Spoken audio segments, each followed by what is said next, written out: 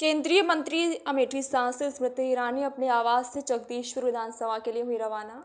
केंद्रीय मंत्री अमेठी सांसद स्मृति ईरानी के आवास पर यादव महासभा के जिला अध्यक्ष समेत बाबा नंद धाम के पीठाधीश्वर समेत सैकड़ों कार्यकर्ता पहुंचकर सांसद स्मृति ईरानी से की मुलाकात और यादव महासभा के पदाधिकारियों के साथ आए हुए हजारों कार्यकर्ताओं ने मोदी और योगी के लोक कल्याणकारी योजनाओं से प्रभावित होकर सांसद स्मृति ईरानी को समर्थन देने की कही बात।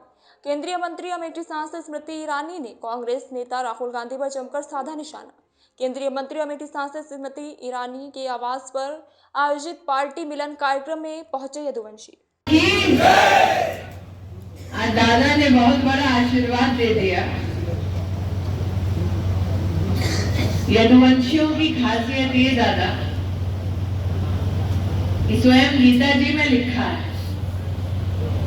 भगवान ने कहा है कि जब जब धरती पर पाप बढ़ेगा तब प्रभु स्वयं अवतरित होंगे और अधर्म का नाश करेंगे। यदा यदा हि धर्मस्य ग्लानिर्भवति भारत अभ्युत्थानम अधर्मस्य तदात्मानं सृजाम्यहम्। ये प्रभु ने कहा है। लेकिन जिस भगवान ने गीता का ज्ञान दिया, उसी भगवान ने महाभारत के युद्ध में धर्म के पक्ष में सारथी बन धर्म की जीत सुनिश्चित की। इसलिए आज राष्ट्र धर्म के निर्वहन के लिए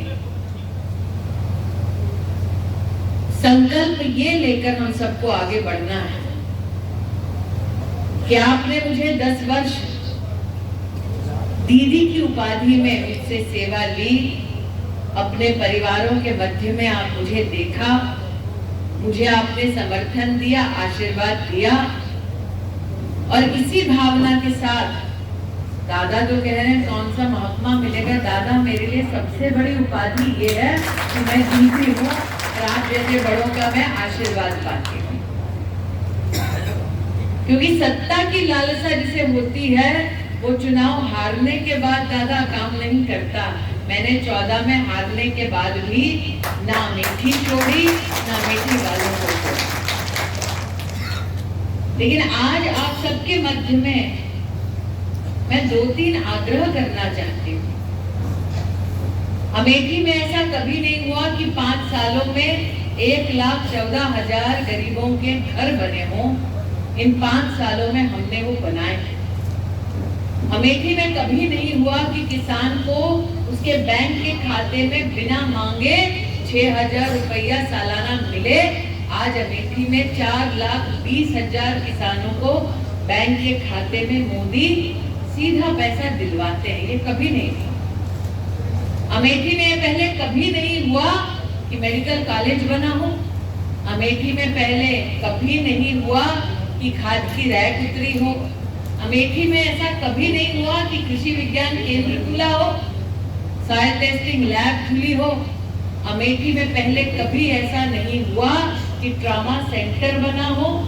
अमेठी में पहले ऐसा कभी नहीं हुआ कि सीएमओ का, कलेक्ट्रेट का ऑफिस बना हो। हम काम के आधार पर आपके मध्य में आ रहे हैं। आज तक किसी ने अमेठी में मुझसे मेरी जाति नहीं पूछी। आज तक किसी ने अमेठी में मुझे बहन के अलावा किसी और दृष्टि से नहीं देखा। तो आज बहन के नाते मैं 2-3 आग्रह करना चाहती हूँ। नरेंद्र मोदी अमेठी आए थे साल 2014 में ये संकल्प लेकर कि बदलाव लाएंगे, वो लाए। भिन्न भिन्न प्रकार के उन पर लांछन लगाए गए, आरोप बढ़ा गया, यहाँ तक उनको अपमानित किया गया कि वो किसके वंशज है। एक गरीब परिवार में जन्मा पिछड़े समाज का व्यक्ति कितना संघर्ष करता है ये आप जानते हैं। चाय भी बेची, उनकी माँ ने दूसरों के घर में बर्तन भी मांजे, लेकिन अपने परिश्रम और पुरुषार्थ से वो देश के प्रधान सेवक बने। लेकिन उन्होंने कभी भी गरीब को और पिछड़े समाज को न कभी भूले, न कभी उनकी सेवा में कमी रही। दादा आज आपने मुलायम सिंह यादव जी का उल्लेख किया। मेरे कई बार फोटो दिखे होंगे लोगों को कि मैं मुलायम सिंह के पैर छूती थी, तो लोग कहते थे अरे